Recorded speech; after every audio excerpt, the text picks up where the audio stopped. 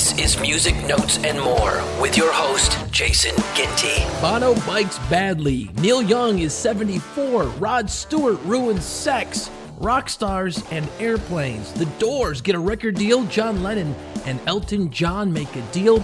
Ronnie Wood stops traffic with his legs. And never mind the Sex Pistols. That and much more looking back in music history for the week of November 10th. All right, here we go. It was this week back in 1973 that Elton John started an 8-week run at number 1 on the U.S. album charts with Goodbye Yellow Brick Road. It was his third U.S. number 1 album. Now, the album, which had the working titles of Vodka and Tonics and Silent Movies, Talking Pictures, is his best-selling studio album with worldwide sales of over 30 million copies. That's for one album. Actually, it was a double album, and it was recorded in France. Now, the album contains the Marilyn Monroe tribute, Candle in the Wind, as well as 3 successful singles, Benny and the Jets, Saturday Night's All Right for Fighting, and of course, the title track. Listen to this. Bernie Taupin wrote the lyrics in 2.5 weeks for the entire album. And then Elton John composed most of the music in just 3 days. It took him about 2 weeks to record the album. That is a lot of cocaine. David Bowie was number 1 on the charts in 1975 with Space Oddity. Now, the track was first released in 1969 to tie in with the Apollo 11 moon landing. It was inspired by Stanley Kubrick's film 2001: A Space Odyssey, which was released in 1968. By the way, Rick Wakeman, who later went on to be the keyboard player with the band Yes, he was a session musician at the time, and he provided the synthesizer backing for the song. Now, the release was timed by the record company to align with the moon landing, and so Bowie was considered for a time a novelty act, like he made the song for the moon landing, and that's how they promoted it. Well, he would not have another hit for 3 years, so at the time he was known kind of as a one-hit wonder novelty act. Now, the BBC, which is the radio for the United Kingdom back then, waited to play the single until after the astronauts during the Apollo 11 moon landing returned back to Earth safely, because they didn't want to be playing that song, and those guys didn't make it. Bowie would later revisit his Major Tom character in the songs Ashes to Ashes, Hello Space Boy, and Black Star. This week, back in 1966, The Doors officially signed with Elektra Records in a deal for the band to produce 7 albums. Now, the band also reluctantly agreed to release their single, Break On Through, as their very first single. Here's why. The lyric, she gets high, she gets high, she gets high, well, they changed it to she gets. They cut out the high part. If you listen to the original deal that was released on the first album, they cut off the high part. Now, you listen to later remixes, and the high is put back in. They did that to make sure that radio stations would play the song on the air, because saying she gets high back then, well, that was just terrible. Obviously, the album went on to create a massive success for the Doors, and they released many albums after that. And by 1969, Jim Morrison and the Doors were huge and making a ton of money. Well, that creates problems for Jim Morrison, because in 1969, the FBI in Phoenix arrested Morrison for drunk and disorderly conduct aboard an airplane. He was on his way to see a Rolling Stones concert with the actor Tom Baker, and he had been drinking and annoying the stewardesses. Now, this scene is actually played out pretty well in the Doors movie by Oliver Stone in the early 90s. The pair spent the night in jail and were released on $2,500 bail. Obviously, there's a problem with Rockstars and airplanes, because it was later on in 2014 that the Cranberries singer, Dolores O'Riordan, was arrested following an alleged air raid incident on a flight from the United States to Ireland. She was detained after a stewardess was reportedly attacked in the business section of an Aer Lingus flight from New York to Shannon, Ireland. Now, yes, Aer Lingus sounds funny. Go ahead and laugh, but it's an actual airline that flies all over the United Kingdom. Well, anyway, during the flight, she grew verbally and physically abusive to the crew. Now, Dolores O'Riordan is not a very big girl, but she's Irish, and you get drinking, whoa, look out. Well, when police were arresting her, she resisted arrest, of course, and she reminded them that her taxes paid their wages And that's not something you ever want to do with the police. And she was shouting, "I'm the queen of Limerick. I'm an icon." And she head-butted one of the officers, and she spit on another. Now, later, she told the media that she had been stressed from living in New York hotels following the end of her 20-year marriage. The judge hearing her case agreed to dismiss all charges if she apologized in writing to her victims and then wrote a 6,000-pound check to the court poor box. Back in 2014, U2 singer Bono was involved in what doctors called a high-energy bicycle accident, which means he was hauling ass on his bike and he crashed. He was rushed to a New York hospital in their emergency department and underwent 5 hours of surgery. It messed up his hand and his legs and his ribs, and the injury forced U2 to postpone a planned week-long residency on The Tonight Show starring Jimmy Fallon. Now that is major promotional tool to promote a new album. Luckily, because there was so much heat on Bono's accident, that actually worked as publicity for selling their new album. It was 1977 that the Sex Pistols went to #1 in the United Kingdom with their debut album, Never Mind the Bollocks, Here's the Sex Pistols. Now, the punk group's only #1 album was met with a lot of controversy upon its release, of course. Now, the first problems involved the allegedly obscene name of the album. It resulted in the prosecution of the manager of a record shop for having displayed the album in a window. By the way, bullocks means balls. Anyway, more outrage was sparked by the lyrics of songs like God Save the Queen and Anarchy in the UK. And of course, today, it is a punk classic. Looking back to 1990, Rolling Stones, Ronnie Wood broke both his legs after his car crashed outside of London. Now, Wood and his family were driving just west of London when the accident occurred, making their way home from the funeral of a friend when they hit an oil patch on the highway during a rainstorm and ended up swerving out of their lane. You want to talk about a bad day. First a funeral, then a car wreck. Well, then it gets worse because Ronnie Wood, who had been riding while his wife drove, got out of the car to try and avert disaster, only to end up risking injury.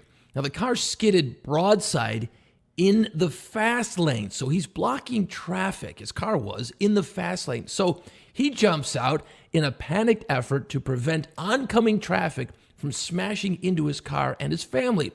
So he did the pretty much unbelievably stupid thing of getting out of the car and standing in front of the car, waving his arms up in the air to alert oncoming cars that they were in trouble. And that's when things went from bad to worse. Suddenly, staring headlights in the face, Ronnie Wood remembered jumping over the trunk of his car only to end up being clipped in the ankles after the car he'd been trying to avoid slammed back into him. He said the kids had some cuts and the wife was okay, but he was tossed into the gutter and didn't want to look down at his legs. He thought, that's it, I've lost my legs. But he didn't. He actually broke 2 bones in one leg and one in the other and was in cast for about 3 months. He says his ankles still hurt to this day when he's jumping around on stage with the Rolling Stones. But considering what might have happened, it's a small price to pay. Neil Young turned 74 this week. He was born November 12, 1945, a Canadian singer, songwriter, and guitarist. He was a member of Buffalo Springfield, Crosby, Stills, Nash & Young, and of course Neil Young and Crazy Horse, and a great solo career. Now, Neil's had one hell of a ride so far, right? His dad was a journalist and sports writer, and his name was Scott Young. He's considered to be a national icon in Canada. That's right, that's Neil's dad. Now, for a short period, in 1966, Neil shared an apartment in Toronto with the funk master Rick James, and yes, they did a lot of drugs. In the late 1960s, at a gathering at the house of Beach Boys drummer Dennis Wilson, Neil was introduced to Charles Manson. Yeah. In his autobiography called Waging Heavy Peace, Neil recalls Manson picking up a guitar and really impressing the room with his off-the-cuff Dylan-esque style. This is Charles Manson we're talking about. Now, after finding Manson didn't have a recording contract, Neil Young recommended that the label called Reprise check him out. Yeah, Neil Young tried to get Charles Manson a record deal. Well, it didn't work out because the Sharon Tate murders occurred shortly thereafter, making Charlie Manson's name known the world over. After writing Southern Man in 1970 and Alabama in 1972, he was confronting the history of slavery and Jim Crow in the American South. Neil sparked Leonard Skinner to write the song Sweet Home Alabama in 1974, which includes the line, "I hope Neil Young will remember, a Southern man don't need him around anyhow." Though it sparked a lot of controversy, and of course people chose sides. Well, Neil Young is right. Well, Leonard Skinner's right. You got to realize those guys kind of thought it was funny. The feud was largely overblown by the media. Neil Young and Leonard Skinner later both expressed their mutual admiration, with Skinner singer Ronnie Van Zant wearing a Neil Young t-shirt on the cover of their 1977 album Street for Survivors. People don't realize that's what he did. And Neil Young has actually performed Sweet Home Alabama live on more than one occasion, which is great. When Neil Young took the stage to play the song Helpless at the band's 1976 farewell concert, which was documented in the Martin Scorsese film The Last Waltz, he was a bit under the influence of the drugs. He performed with a good-sized rock of cocaine stuck in his nostril. Yeah, the band's drummer, Levon Helm, wrote in his memoir that after Neil's manager complained to Scorsese, he and his crew had to go to the special effects people to get help developing what they called a traveling booger mat that kind of blocked out Neil Young's nostril in post-production for the film. Well, problem solved. That's insane. You're performing and you got a giant rock of coke in your nose. Oh my God, that is great. Neil is, of course, widely regarded as the godfather of grunge, in part due to his pioneering use of feedback and distortion, and of course his love of flannel shirts. He's worked with numerous artists over the years, including many times with Pearl Jam, and it was Eddie Vedder who inducted Neil Young into the Rock and Roll Hall of Fame in 1995. He was honored a second time when Buffalo Springfield was inducted 2 years later in 1997. Neil Young has never allowed his songs to be used in commercials. And despite his well-recognized career and a passionate fan base, Heart of Gold is his one and only song to top the charts in the U.S.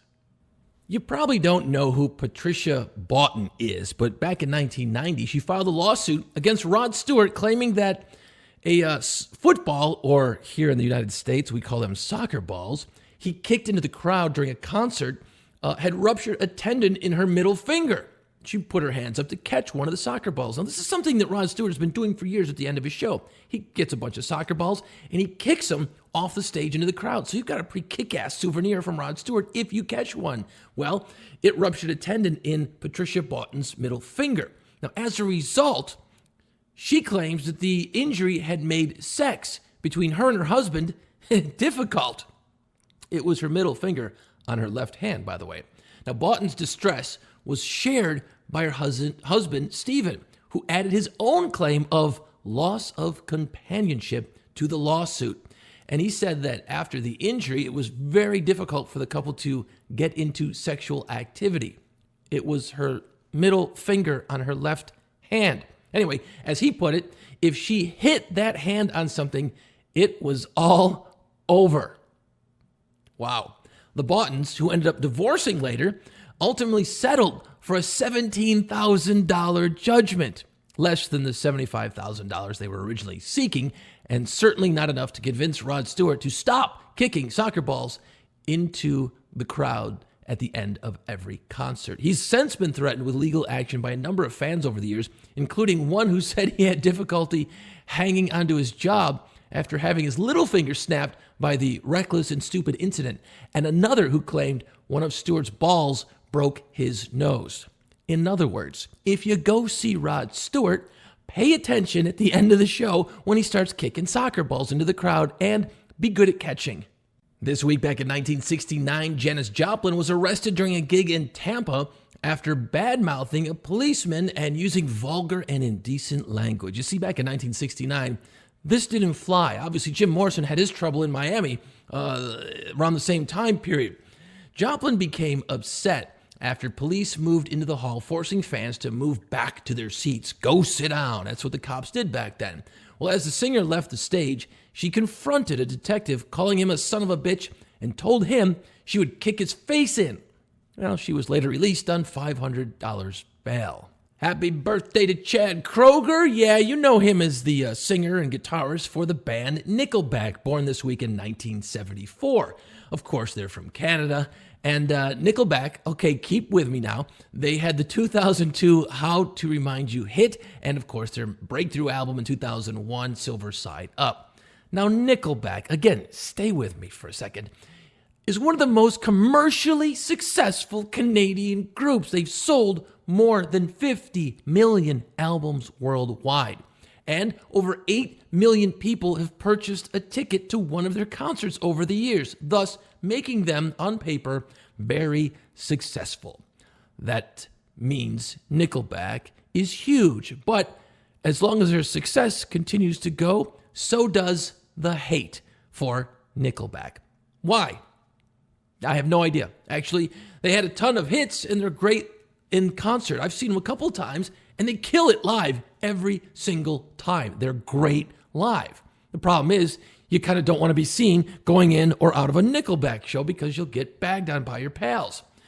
Part of the problem is that Nickelback sold millions of records in a fairly short period of time. So they suffered a lot of overexposure. Remember, it's early 2001, and that's when they started to get success. Well, think of it this way. Nirvana came out in the early 1990s.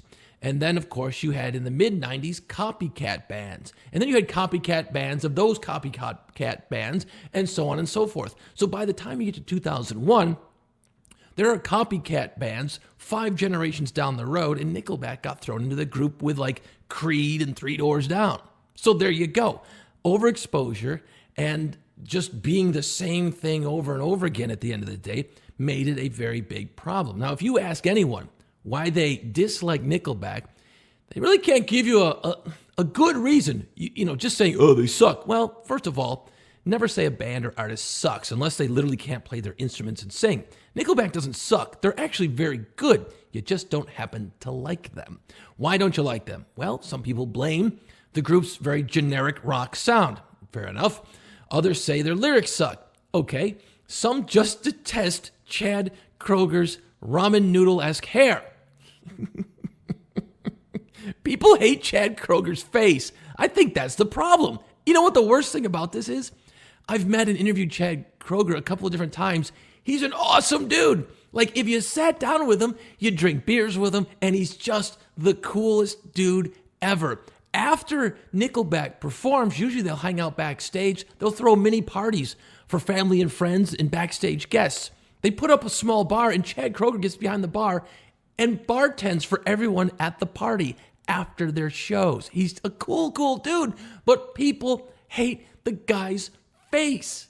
And I guess, you know what, when you look at him in his videos, I guess that's something you can kind of agree on, right? And I'm sure he doesn't mind too much as he counts his millions of dollars every single day. Up until recently, he owned a 20,000 square foot mansion that had 2 pools, a recording studio, and an indoor hockey rink. I'm sure he'll be fine. This week in 1968, the Jimi Hendrix Experience went to number 1 on the album charts with their 3rd and final studio album called Electric Ladyland. Now, the double album is obviously it's awesome. It's got Crosstown Traffic, Voodoo Child, and a version of Bob Dylan's All Along the Watchtower. Now, Hendrix expressed major displeasure and embarrassment with the Naked Lady cover. Go back and look at that. The Naked Lady's on the cover with Hendrix. In fact, that got banned in the United States because, you know, here in the U.S., we just can't have the nudity, right? They used an alternate cover. In fact, several record dealers and record stores labeled the cover as pornographic. Either way, it went on to do okay. John Lennon was enjoying his success with the number 1 single called Whatever Gets You Through the Night this week in 1974. Elton John played on the session and made a deal with John Lennon that if the song reached number 1, then John Lennon would have to appear on stage live with Elton John. Pretty smart Bargain by Elton John, by the way. Well, Lennon kept his side of the deal and appeared live with Elton. They played 3 songs together: I Saw Her Standing There, Lucy in the Sky with Diamonds, and Whatever Gets You Through the Night. Backstage after the concert, Lennon got back with Yoko Ono after a temporary split. Thanks, Elton John. Music Notes and More podcast is written, produced, and hacked together by me, Jason Ginty. Thank you for listening. Be sure to like, subscribe, and leave your comments here anytime you feel like it because, well, I actually read them and I will respond. Be sure to check out my YouTube channel. Just look for Jason Ginty on YouTube for other musical commentary, as well as follow me on Facebook, Twitter, and Instagram.